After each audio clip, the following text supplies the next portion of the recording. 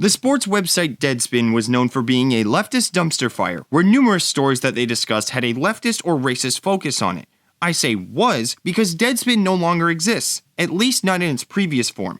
The website was sold by GO Media to a British startup company called Lineup Publishing. Furthermore, not a single member of Deadspin's staff kept their current jobs in the ownership transition. Deadspin had a knack for creating racist narratives within sports stories, even when they didn't exist. That may have ultimately caused their downfall. For MRC-TV, I'm John Simmons and welcome to the woke world of sports. The New York Post reported that the 11 Deadspin employees on staff had just 30 minutes heads up before being notified that they lost their jobs. While that's a crummy way to handle letting go of your employees, the reason for why they lost their jobs as a result of the sale makes perfect sense. GO Media CEO Jim Spanfeller said that the reason that no staff members survived the transition was because Lineup Publishing wanted to create a different voice for the website. In an email response about the sale, Spanfeller wrote, "Deadspin's new owners have made the decision to not carry over any of the site's existing staff and instead build a new team more in line with their editorial vision for the brand.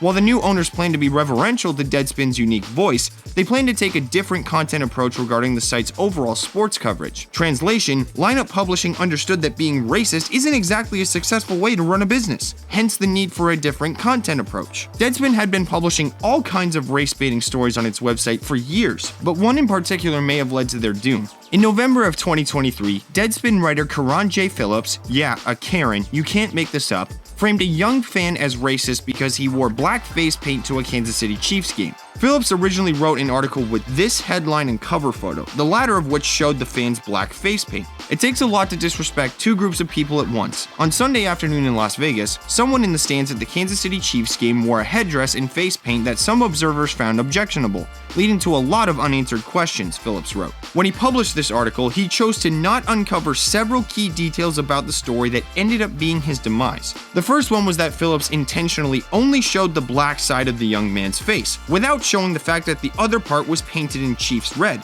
That's incredibly malicious. But it gets even worse for Phillips after that. It turns out Holden Armenta, the 9-year-old getting slandered, has Native American blood.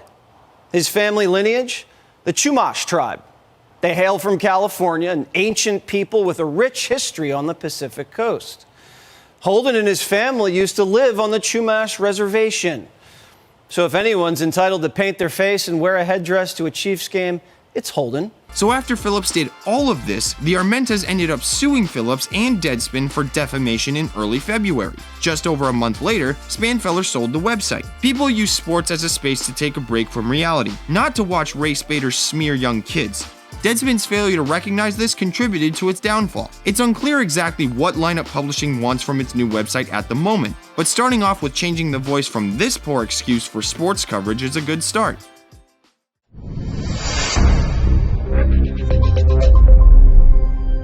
I want to invite you as my guest on a very special, once-in-a-lifetime, 7-day post-election cruise in the Caribbean.